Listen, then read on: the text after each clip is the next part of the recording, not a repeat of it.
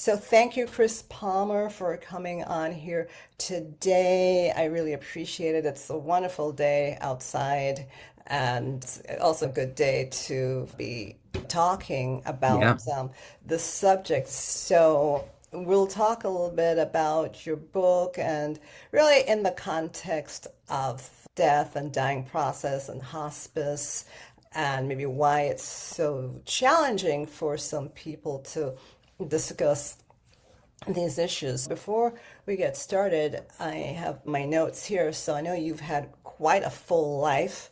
I've been reading up on you, and you've been a husband to your wife, Gail, for 50 years.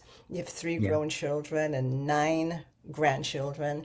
Yeah. Professionally, you've been a filmmaker, you're a retired American University professor. I read somewhere that you were a comedian too. Is that correct? I did stand-up comedy for 5 years. Yeah.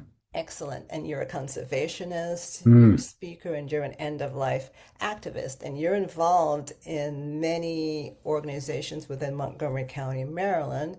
And you've Yeah. written a book called Achieving a Good Death on the subject of death and dying. And so that's where I'd like to start. So, Yeah. first of all, what was the impetus for naming your book Achieving a Good Death?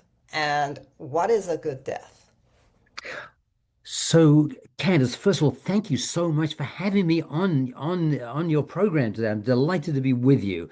So, I witnessed my parents dying very badly, and my three brothers dying very badly. They all died in pain and isolation and lots of things uncompleted. And I was very frustrated with my own role in in saying goodbye to them. I didn't handle it well. I didn't know what to say to them. I felt very incapable and incompetent, and I resolved to, when it came to my turn, I would try and do it better. So I began to focus on what is a good death. I saw my parents die badly, I saw my brothers die badly, but I came to think that a good death was a death that the person wants. Is very subjective, and so if people want to have medical interventions right up to the last breath, if they want to, they should be allowed to, because I believe in bodily autonomy and agency. But for myself, that isn't what I want. What I want is to be at home, be reasonably comfortable, to have my pain dealt with properly if I have pain, to be surrounded by my family, to be lots of gentle and loving exchanges, lots of "I love you," "thank you," "you've meant the world to me," things like that, people talking like that. So, and a good death, I think, is where you have your advance directive followed. I think a good death is where the doctor tells you honestly, "I've done all I can, and it's time for hospice," because that's a degree of honesty that's often missing. And I think doctors need to be I think doctors themselves need to be more comfortable talking about death. They're not, as we know from Atal Gawande's famous book, Being Mortal. Doctors are very not often not very good at dealing with death and dying. Maybe that's why they went to medical school in the first place. Anyway, so a good death, those are some of the aspects of a good death. It's gentle, it's peaceful, it's dignified. And I call my book, I call this is the book I call my book, Achieving a Good Death. I called it that because I realized, after spending years and years studying this subject, that there are many things we can do, not just at the very end, but well before the end of our lives, while we're living in our primes.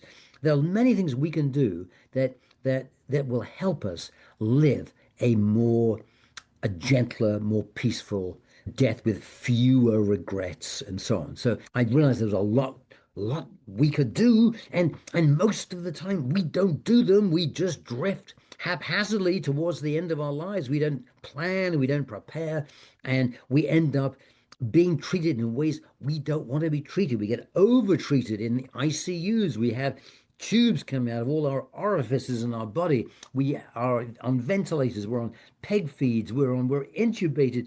We have CPR and our ribs crushed. And And it's not what we want, but we haven't planned, we haven't prepared, and therefore things, we just drift into it.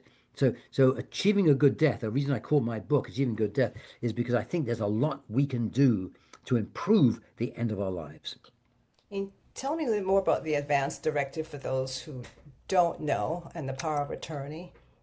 So an advance directive is a piece of paper, it has legal standing, and it outlines how you want to be treated at the end of your life when you can no longer talk for yourself. So if you can talk for yourself, then you do. The patient talks to themselves and no, I don't want that treatment, or yes, I do want that treatment, whatever. But if you fall into a coma or become comatose or inarticulate, for some reason you can't talk, then an advance directive describes how you want to be treated. And it also specifies who is your health care agent, sometimes called a medical power of attorney, or there are lots of other words, but I tend to use the for health care agent as it's someone who can speak for you when you can no longer talk for yourself. Very important for that person to have some backbone, to have to be prepared to stand up to doctors who maybe are a little imperious, a little arrogant perhaps, and think they know better than the patient and may be looking to ignore the advance directive. So a healthcare agent is someone who can speak for the patients who can no longer talk for themselves and stand up to not only doctors, but also perhaps other family members who don't know what the dying person really wanted. So advanced strikes is very important. And the shocking thing is, Candace, the shocking thing is only about roughly one-third of the people in this country have done an advance directive. So many people haven't done it and don't realize that this is putting them in a position where if they get hit by a bus or something or get a disease and the hospital and doctors don't know what they want, the hospital is obligated to do everything they can to save you. I mean, CPR, intubation, all these things, which may be okay, or maybe they're not okay. Maybe they're not okay. And so the point is, you give up agency, and the doctors take over and try and keep you alive. And it's not maybe it's not what you want. Anyway, that my point is very important to have an advance directive. And if you want later on, I can talk about why it's also important to have a dementia rider to add to that advance directive. We can talk about that if you'd like me to. Yes. But I just want to also say, Candice, that in communities of color, the rate for doing advanced directives is lower than nationwide. And It's why is down that? to about 20%. And so we really need, as a country, we really need to raise those percentages, have more people complete their advanced directives because it can save a lot of agony and heart at the end of life. Do you think it's a cultural issue why in some communities they're not looking at that issue? It is, I think, particularly in African American communities, that for decades, they've been treated badly by the health community. They've been abused, exploited, experiments being done on them back in the 30s and 40s without their permission. I mean, the terrible things. So African Americans, I think, are quite rightly naturally inclined to be skeptical. You know, what this white dominated medical industry wants me to sign an advance directive. Now, why is that? I mean, there's some skepticism, some very understandable skepticism. So yeah, I think there are historical and cultural factors. Yeah. Tell me about the dementia rider that you talk about in your book. So I think there are now something like 10 million people in this country have dementia. And people in the baby boom generation like me, there are millions of us now, medicine's keeping us alive longer, and we are therefore becoming more vulnerable to diseases that have as risk factors age, and dementia is one of them. As you get older, there's a greater chance you'll get dementia. Doesn't mean you're going to, but I mean there's a greater chance. And so as the country ages, the number of people with dementia is going to rise. So my point is that it's really important that all of us think about this. And a dementia rider is a piece of paper that outlines how you want to be treated as you advance through the various stages of dementia. So if you only have mild dementia, perhaps even still have mental capacity and decision-making capacity, and early on in the disease, as you know, can last 14 years. But in the first year or two, you can go on living normally. And so in that situation, early dementia, you may want to be treated like any normal person and have a full treatment of what disease you get. But as you go from mild to moderate dementia, you start beginning to losing decision making capacity, then perhaps you don't want doctors to go, still to save you if it's easy to do so, but maybe not the full way. And then when you get to advanced dementia and you no longer recognize your loved ones, don't recognize your children, and your mind is gone, then you might want to put in your dementia rider, your dementia supplement to your advanced directive. You may want to say, look, if I have advanced dementia and I get pneumonia, please do not give me an antibiotic. Treat any discomfort, treat any pain, but use that to give me an exit, a calm, peaceful exit. Don't, if I get pneumonia, I have advanced dementia, don't give me an antibiotic and keep me alive in constant misery. I do not want that. I don't want to live through the years of advanced dementia. So don't give me dialysis. Don't give me antibiotics if I get an infection, a UTI, whatever. And I think, Candace, I think one of the best dementia writers I've found, I've looked at many of them, and I think one of the best ones I've found is on the Compassion and Choices website. And you can, and our listeners and anybody watching this can go to Compassionate Choices website, compassionatechoices.org or cnc.org. They both all work, and look for Dementia Values Tool. I think it's called Dementia Values Tool or something like that. You'll very quickly find people will very quickly find it, and they can fill it out. It takes 20 minutes. Print it out and add it to their advanced directive, so that people then know how they want to be treated. And if they say in it, listen, even if I have advanced dementia, keep me alive as long as possible. Do everything you can to keep me alive. Then people should. I mean, I believe in patient-directed care. If patients want that, they should get it.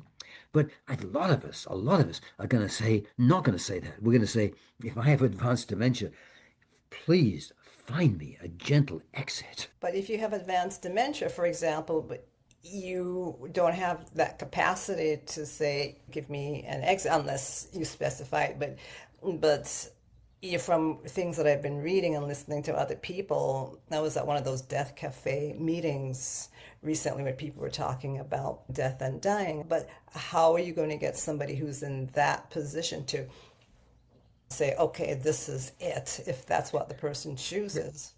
Well, that's right. When you have advanced dementia, you can no longer say that. You don't have the capacity to say that. So that's why you have to put it in early on when, going back if you're diagnosed with mild dementia, that's the time to fill out a dementia rider to say how you want to be treated in, 10 years later when you have advanced dementia. If you don't do that, you're quite right.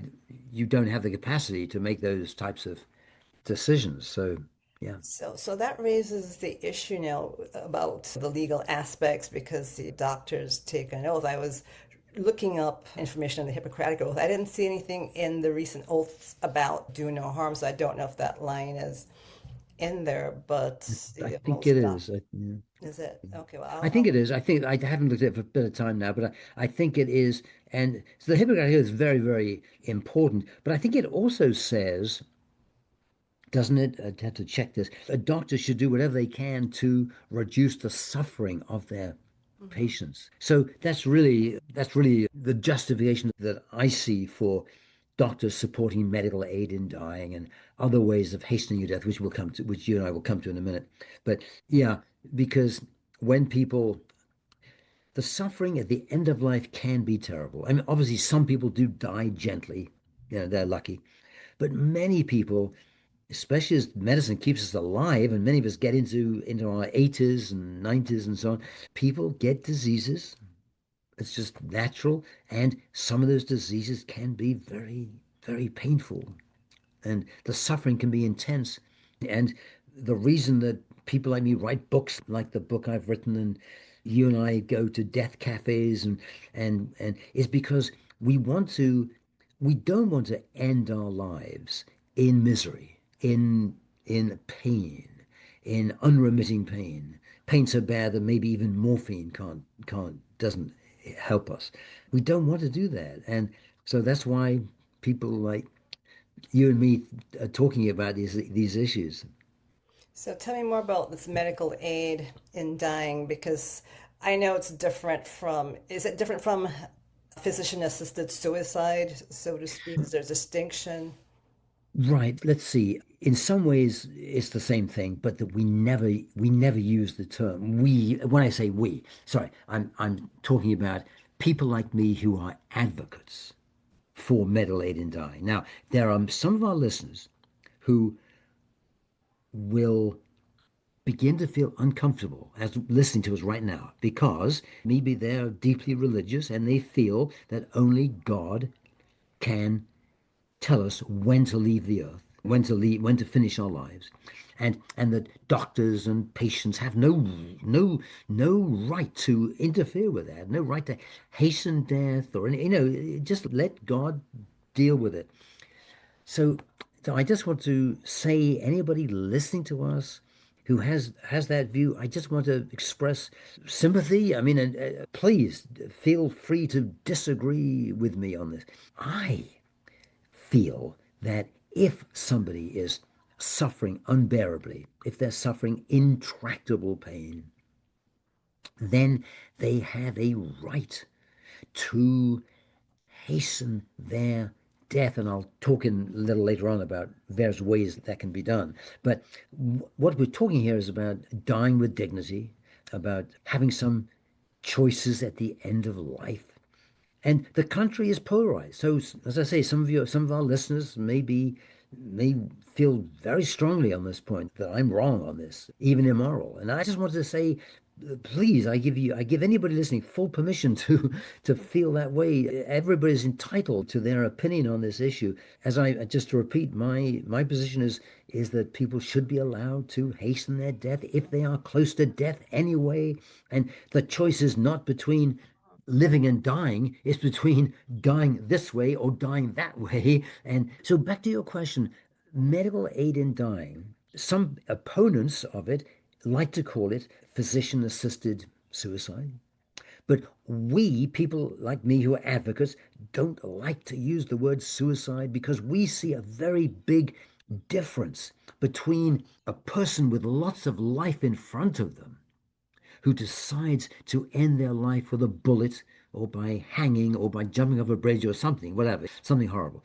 We see a very big difference between that situation and the situation where somebody is near death anyway. They've got a serious disease, lung cancer, prostate cancer, whatever, and they're going to die anyway within a few weeks, within a few months, and they simply want to die more gently. And so medical aid in dying, which I do not call physician assisted, doctor assisted suicide. I call it medical aid in dying. Is I support it. I know some of our listeners do not, but I support it and think people should have that choice. Because I know the Catholic Church, for example, would probably push back Oh yeah. on that. And I Oh, know, very much. The reason I live in Maryland, and the reason we don't have medical aid in dying legalized here in Maryland is because of the opposition of the Roman Catholic Church. Now, the Roman Catholic Church, my wife is Roman Catholic. The Yeah, Roman I'm Catholic Cal. Church, the Roman Catholic Church is a wonderful organ. They do good things, but I think on this they are wrong. This is just my opinion. So, would you like me to talk a little more about medical aid in dying, what Yes, what go what it ahead. is? Yep, Yeah. go So, ahead. well, so Candace, medical aid in dying. Many of your listeners, viewers will already know this. Medical aid in dying is where, if you meet certain criteria, which include having mental capacity, being within 6 months of dying, being over 18, and being able to self-administer the drugs. If you, and there's some other criteria, those are the main ones. If you meet those criteria, then you can have a doctor to write you a lethal prescription of drugs that when you drink them, it will bring your life to an end. So metadone dying is for people who are within 6 months of dying anyway. They're often in hospice. They are suffering unbearable pain, either existential or physical, and they just had enough. They feel their lives are complete. I remember my grandmother, my father's mother, we called her little granny. I remember her saying, "Can I go?" When she lived to 98. And I remember just before she died, she would say, "Please, please let me go. Can I just go? I've had enough." When people get to that situation, they should be allowed to, I think, to hasten their deaths. And one way, there are many ways, but one way to do that is through medical aid in dying, which is now, as you know, Kansas reaches about one-third of the country. Illinois, Delaware, and New York have recently joined the movement. So it now reaches about a third of the country. And it involves swallowing. You have to use a digestive system. You can't do it in this country. You can't do it intravenously. You have to take the drugs through, but you can swallow them, swallow the drugs, the lethal dosage of drugs. But you could also take it through a peg feed directly in a tube into your stomach, or you can take it rectally. And more people are doing that now. Because actually it tastes doesn't taste good. It tastes bad. So that's medical aid in dying, and I think and I support it. I support it. Some people would wonder, well, is this promoting a culture of death as opposed to a culture of life? I know you were talking about people suffering, so how would you answer that?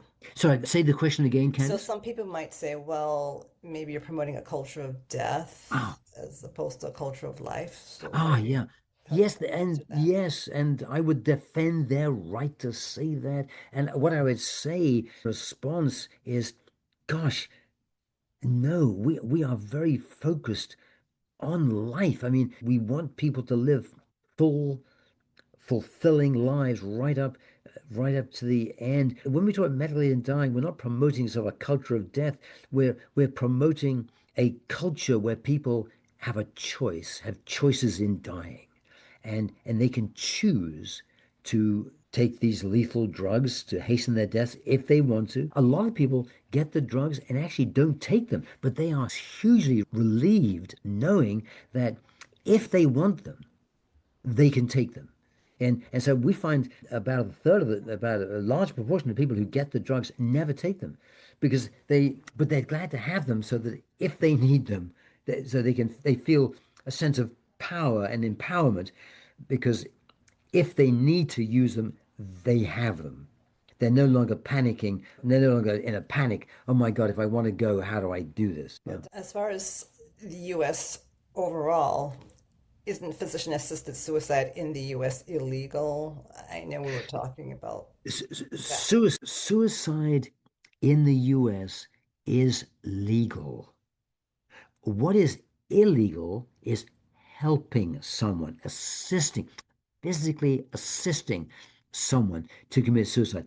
That is illegal. But it's not illegal. It used to be years ago, but no longer.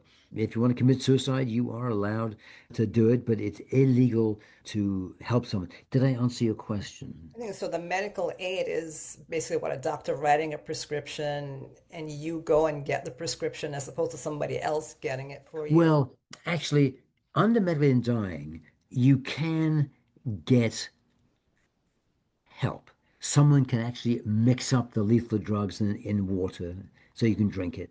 Somebody can go to the doctor, go to the pharmacy and get the drugs. So under medicated dying, you actually can give help, but the final act, lifting up the cup to your lips and drinking it, or switching on so the you feed the drugs rectally or through a tube into your tummy. Those final actions have to be done by the person, by the patient who's dying. So does the person who's giving you this thing, how does that person not end up being prosecuted, or how does the doctor not Well, end up being prosecuted? right. It's a good question, and it's because we're doing it under medicated dying. Now, if there was a person who wanted to commit suicide by breathing the exhaust gases from a car, and somebody put the car on, they would be in legal danger. But under medicated dying, the law allows people to get help. The final act has to be taken. Say the drugs are going to you rectally, then someone has to then the dying person has to move the valve. So the final act has to be self-administered by the patient. But you can still get lots of help. But that's under medicated dying. Talking more generally about somebody who wants to commit suicide, and if somebody physically helps them, you will be in deep legal trouble.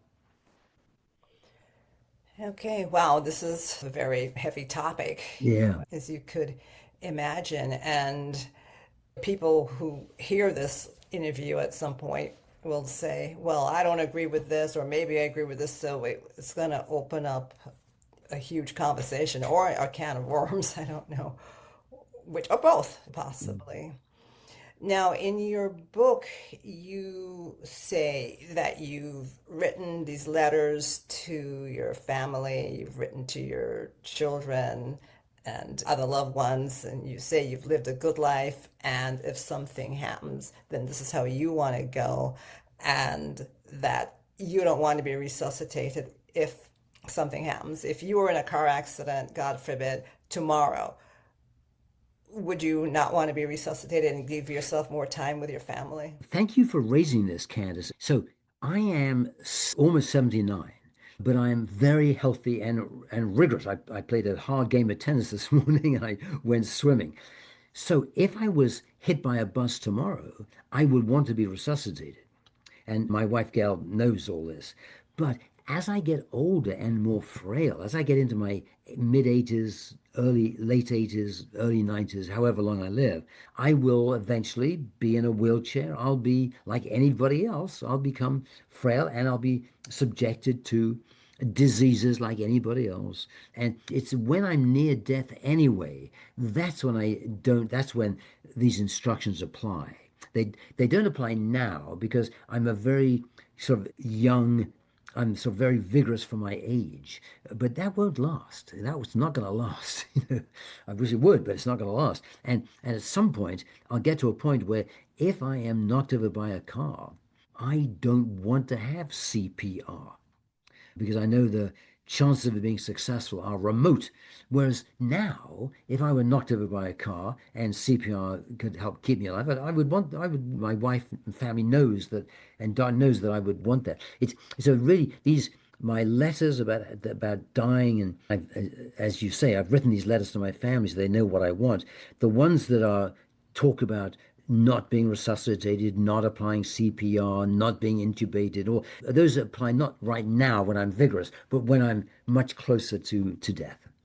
What about Good Samaritan laws to protect somebody? Say you were close to death and I'm walking along and maybe I don't know you and I see you and you're sprawled out on the sidewalk and I'm thinking, oh my goodness, this person's sprawled out on the sidewalk and people are coming and people are going to do what people do because they want to be helpful, Yeah, just try to resuscitate you. yeah. Are you going to sue those people if you? No, no. I will thank them for their good action, for their noble spirit, for their compassion, because those people are just behaving nobly and should be thanked and rewarded. But I will have in my wallet, and I do have it in my wallet, a piece of paper saying how I want to be treated. And so once they look into that, then and once they get my advance directive and so on, they'll have a better sense. The MTs, the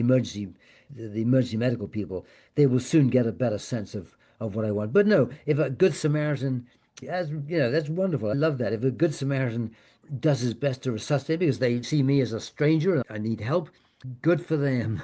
And it doesn't matter. They're just being good people, and I love that. And so I would readily forgive them. It's not an issue. But when would you sue? Oh, I would sue when I'm close to death and when my healthcare agent has made it clear that I do not want to be resuscitated. And everybody knows that. And then if a doctor were to disregard Gail saying, do not resuscitate Chris. He's close to death. He's 98. He would not want CPR. He does not want to be intubated. And the doctor says, no, no, no, no, no, we can save him and just overrules my wife. That's when I would be tempted to take legal action because I think doctors need to be more respectful of the patient's wishes. So, what do you think of hospice facilities overall? Because my mother died almost 2 years ago, and she was in hospice toward the end of her life, and they felt they took care of her the best they could. Yeah. Maybe we Oh, I have think neighbors. hospice is wonderful. I think hospice is wonderful. And did you have, Candace, did your mom have a good experience in the hospice?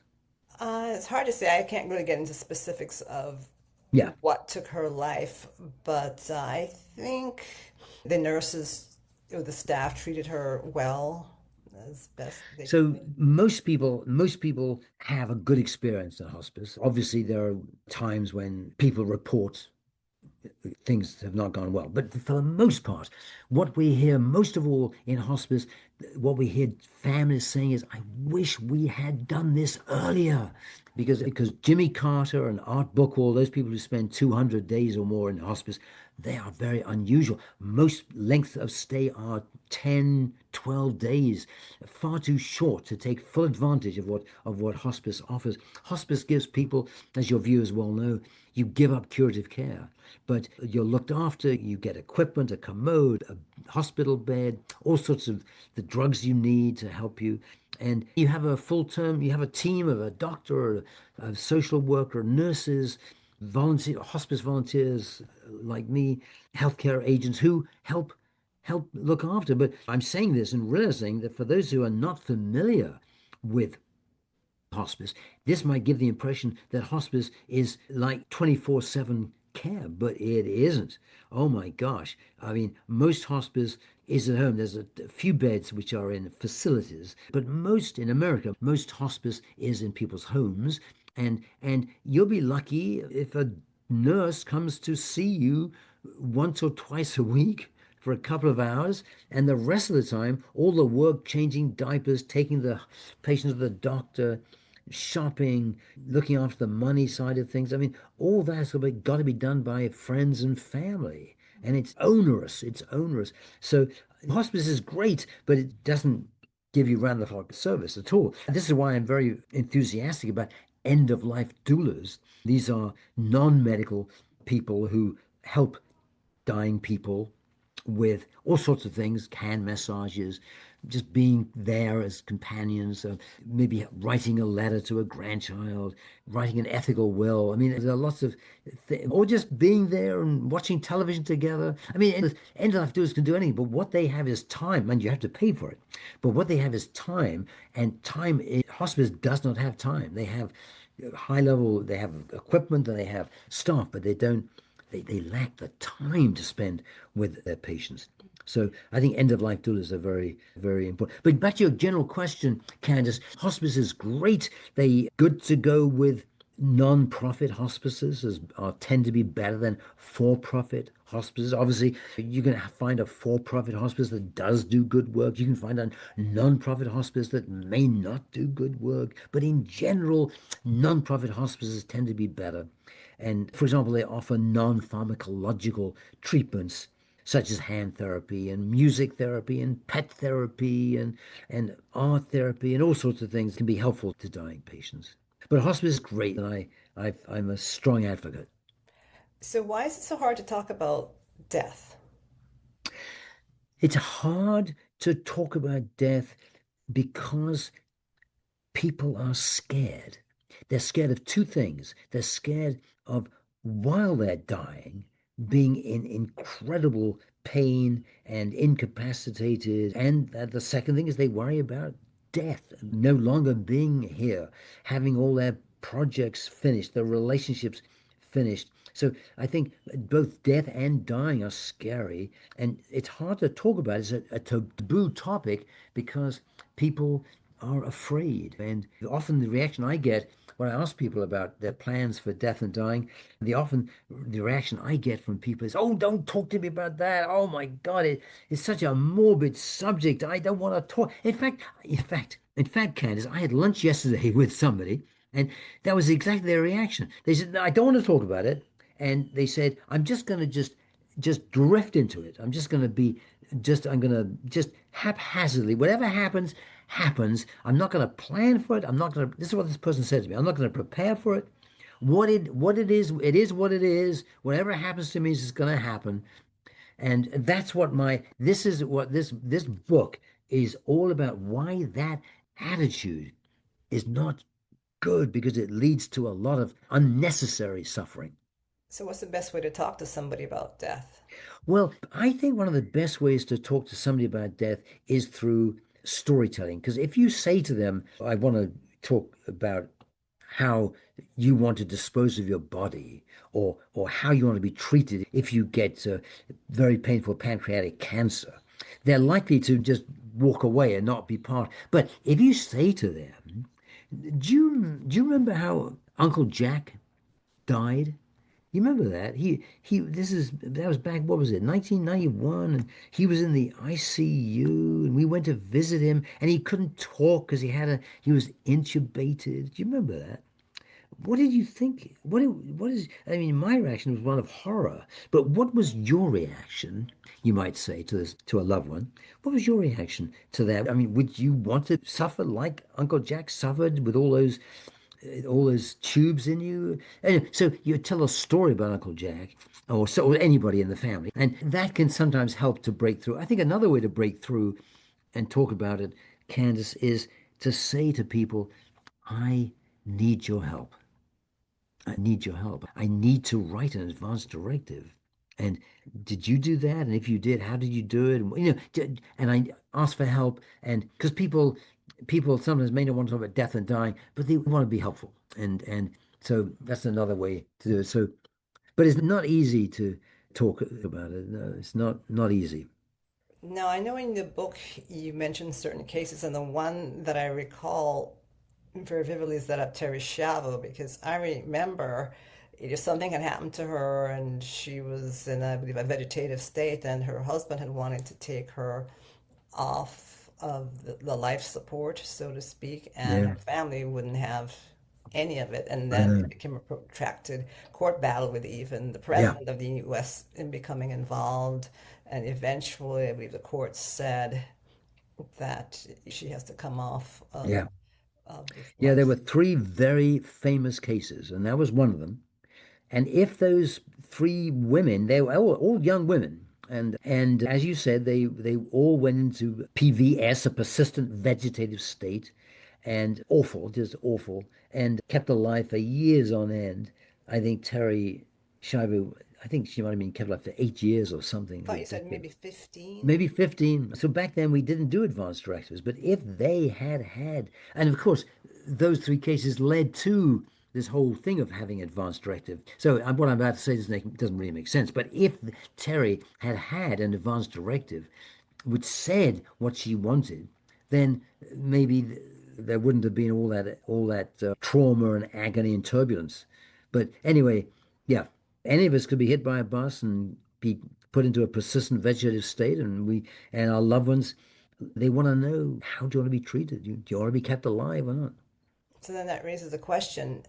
Or what age would somebody need to have an advance directive? Do you start writing one as soon as you're 18 or 21? Well, the answer is yes, but it's a lot to ask of a very young person to do it. But that is smart. I mean, the evidence is overwhelming that it is smart to do it early on. In reality, young people, very, very hard to get a young person to do that. But the strict answer, the honest answer is yeah, everybody should have one. As soon as you become an adult, you should have one. But if someone hasn't done it by the time they get to their 40s, oh my gosh, then that really needs to be done then. So yeah, early the better. So, Chris, this has been a very interesting conversation. Is there anything else that you'd like to add? Well, one thing we haven't talked about, Candace, is an ethical will. And as I explain in this book, one of the ways in which we can achieve a good death and be on our deathbeds feeling at peace is to write an ethical will. An ethical will is a love letter to your loved ones, just describing why they're so special. But if people could just write, it doesn't, I mean, mine tend to be 6, 7, 8 pages long. But if someone could just write an ethical will of just 2 or 3 lines, my to my darling daughter Susie, I love you. I'll always love you. I'm sorry our relationship was strained when I divorced your dad, but I just want you to know that I'm so proud of you. Love, Mum. Now that's an ethical will. I just made that up off the top of my head, but that's an ethical will, and it's very meaningful. And it means when you're dying, you can feel a little more relaxed and at ease because you know you've put in writing that you loved, you've put in writing that you love those people who you cherish and are close to you.